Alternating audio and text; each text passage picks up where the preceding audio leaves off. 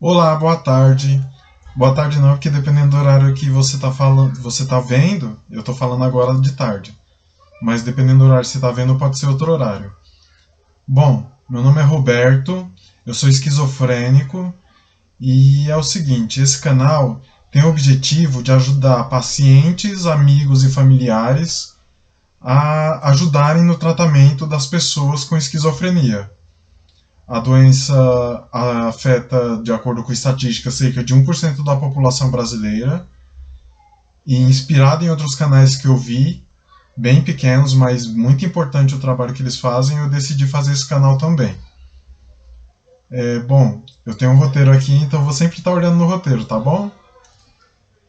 Bom, nos próximos vídeos eu vou trazer assuntos variados relacionados à doença.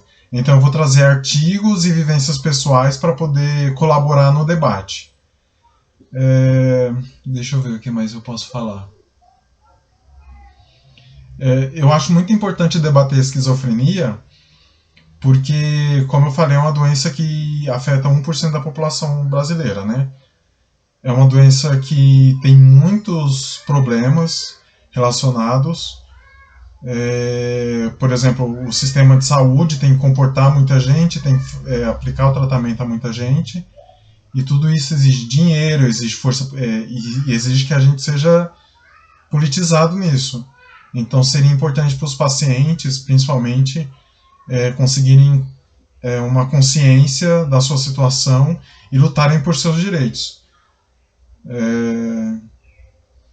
Bom, eu vou falar um pouco agora da, da época em que começou tudo.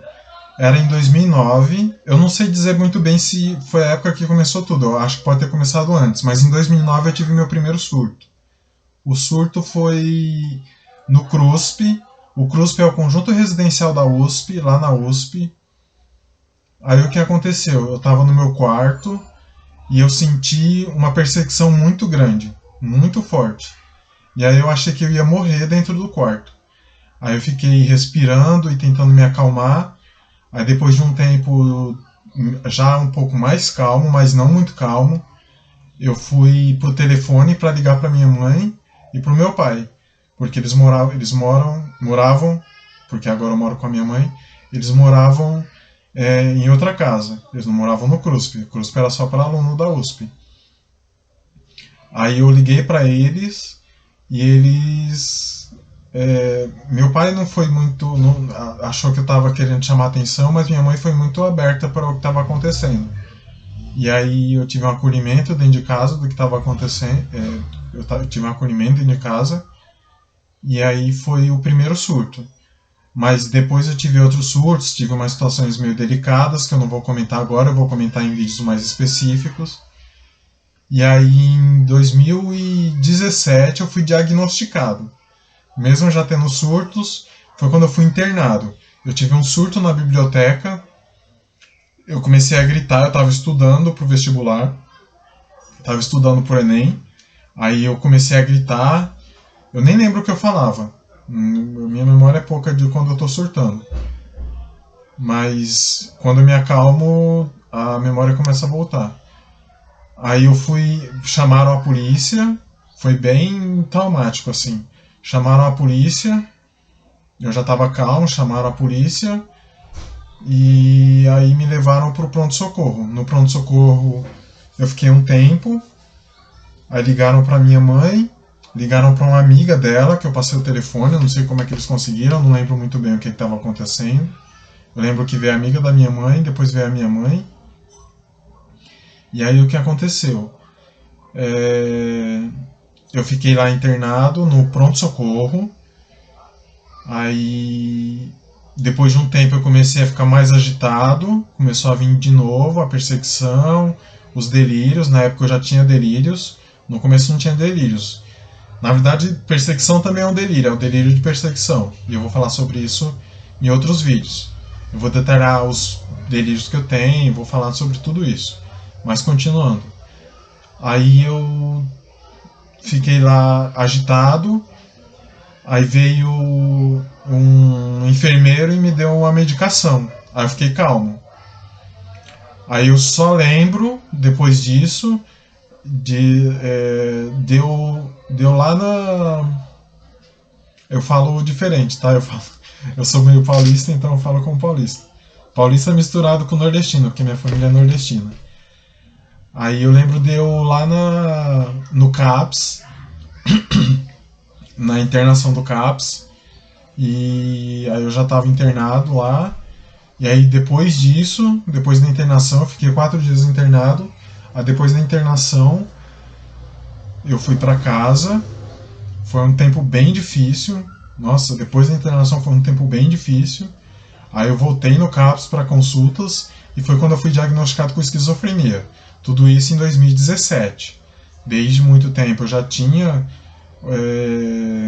os delírios e depois de um tempo foi que eu fui ser diagnosticado.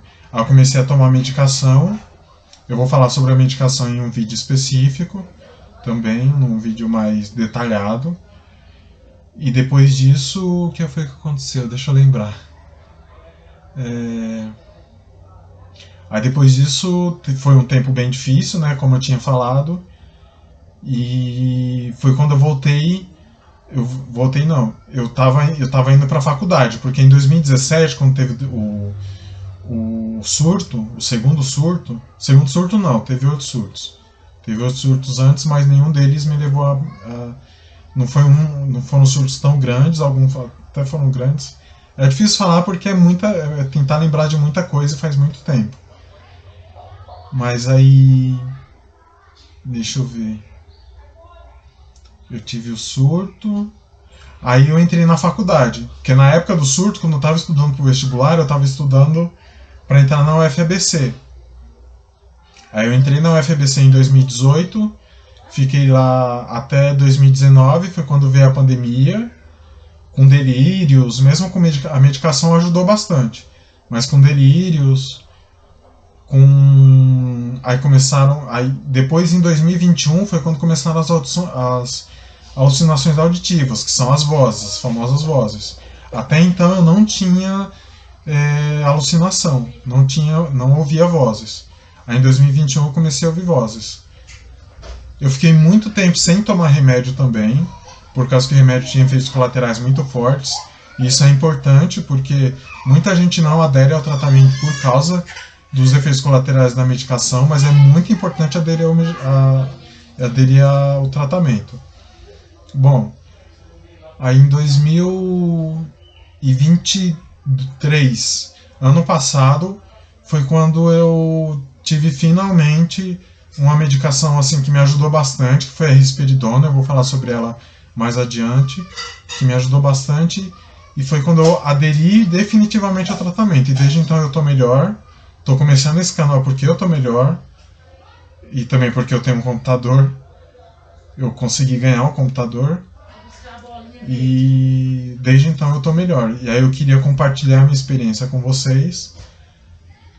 E depois vai vir mais coisa, eu vou falar sobre alguns artigos, eu estou selecionando alguns artigos para poder compartilhar, para poder favorecer no debate. E é isso. Aí eu agradeço a quem prestou atenção até agora. Se puder, deixa um comentário, curte, para ajudar no engajamento. E como esse é o meu primeiro vídeo, eu vou fazer o que os outros youtubers fazem. Então, pedindo para vocês uma moral no meu trabalho.